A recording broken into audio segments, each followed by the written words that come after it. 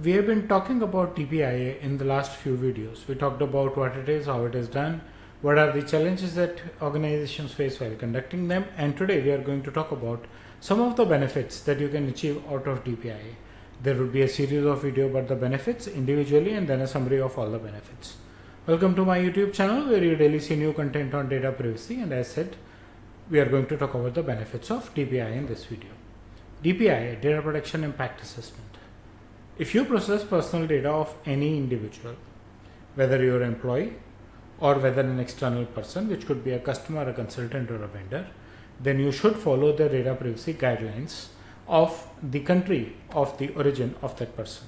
Indian DPIA Act says processing means you are collecting, storing, using, sharing, disclosing personal information of any individual. That means you are supposed to be compliant with DPIA Act. It is even otherwise necessary because if the personal information is getting breached out of your environment, it can bring you bad reputation apart from the being non-compliant and the commercial impact of being non-compliant, right? So every time you introduce a data processing process, you do a DPIA. Every time you change a data processing process, you do a DPIA. Handling sensitive data, large volumes, do it in 3 to 6 months. Handling routine normal data, still do it at least once in a year, right? Just keep rechecking your processes and be ready for the compliance reporting also. So in this video, we are going to talk about the very basic benefits that you can get out of it. You might end up saying, oh, this is defined as the purpose of DPIA, but yes, that's the benefit you take. You evaluate what are your data collection methods. Are they online? Are they third-party collections? DPIA Act talks of data only when it is digitized and not manuals. But even third parties can collect it on a piece of paper and comment on a digitized manner, right? You stand in the airport and the mall and they want you to fill up a form to apply for a credit card. So you collect it in a physical form, put it on the digitized method, but you need to evaluate. Can you rely on that agency standing there collecting data on your behalf? Or is it that a part of the data goes to the agency or one of the employees of the agency? Are there strict contracts and rules that you are following? If not, just take corrective measures, mitigate those risks. Evaluate your data storage methods. Who all have access to this data? Everyone or someone? Do regularly perform integrity checks. And I have been giving this example again and again where a bank calls me up to see that whether I have paid my monthly interest on a loan or not. The interesting thing is they call up a number and until I pick up, the operator on the other side does not even know my name and my phone number.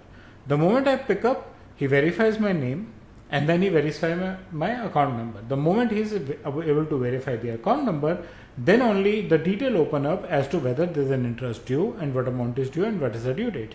So if in case I miss to pick up my phone, or if in case I am not able to validate my account number, this operator would not even come to know my details and the purpose of that call, right? And that's a very good security measure, and you should implement these things in your processes depending on the kind of information you are processing. You should also look at high availability backups to ensure the overall, if you say the security CIA triad, right? Confidentiality, integrity, availability, very, very important. If you are handling personal data, right? You cannot allow storing unencrypted information that gets easily hacked, right? And you cannot afford to be not having a copy of the information. You should evaluate your processing methods. Again, within your organization, even if you are processing the data, which set of employees have an access to what part of information? That same example goes again. And if you are giving it to third party, how are they handling it? How are they storing it? How are they protecting it? Right? That's very, very important. And if you do the DPIA, you understand these things, and the benefit you drive out is that you can mitigate by contractual obligations and by implementing securities, IT and non-IT securities, process securities. Evaluate your sharing method. Someone comes and asks you that, okay, I need this database. You put it on a pen drive and give. We see so many case studies, and actually it comes in one of the exams as well, that someone asked for details of the employees, and just an email was sent. And while sending the email, no one realized that it got sent to the wrong email ID, right? So your data sharing methods need to be very well checked and documented. And for everything that you do, you have a mitigation step and you have a documentation step. You need to check the third-party compliances, whether they are your processors, whether you are sending them data, full data, half data, whether it's outsourced, whatever, but their compliances, and you need to do third-party audits as well. Cross-border data transfer, if the data is for a non-local citizen or if it is being processed outside for whatever purpose, then cross-border data transfer has to be taken care of, and there are videos on that as well on my channel. You can get into the details there. Sharing has to be secure, it has to be encrypted, preferably anonymized as well. And then you should evaluate what are your retention requirements. For how long does the business need the data? If it's a purpose-based data, can we remove that data once the purpose is over, or do we need to retain it for 3 to 6 months, a year? Or is it that once you have collected, we keep the data with us? Well, that may not be correct, because you need the consent if you are going to process it for some other purpose. Now, again, handling retention. Can I just delete what I don't need? Or I need a part of it and not a part of it? So you need to work out accordingly. So that's the first benefit.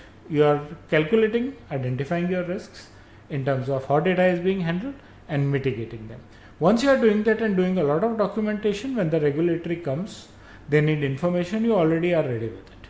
They may ask you to do the audit again, they may ask you to do the assessment again, but you know the last results, which should not be older than a year, even if the data processing volume and sensitivity is low. So you are very well prepared with your processes. You can demonstrate that you understand the risk, you understand the mitigation methods. You can show your DPIA reports. Maybe the formats get aligned. You do one DPIA, you go to a regulatory, they ask you for a set of reports. Next DPIA, try and imbibe those practices, those templates into your assessment itself, so that when the regulatory comes in or wants, you can share the reports in the way they want you to share the report.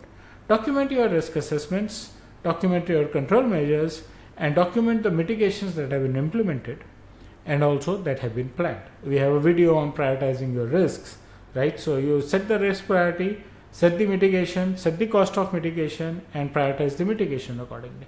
So that's about first two benefits of DPIA, that is identifying and managing your risk, mitigating your risk, and how to become more compliant with the regulatory compliances. We'll continue this series. In the next 2-3 videos, we'll talk of more benefits of DPIA. I hope you like the content of this video. Please press the bell and the like icon, subscribe to my YouTube channel, and share your feedback in the comment section. Thank you.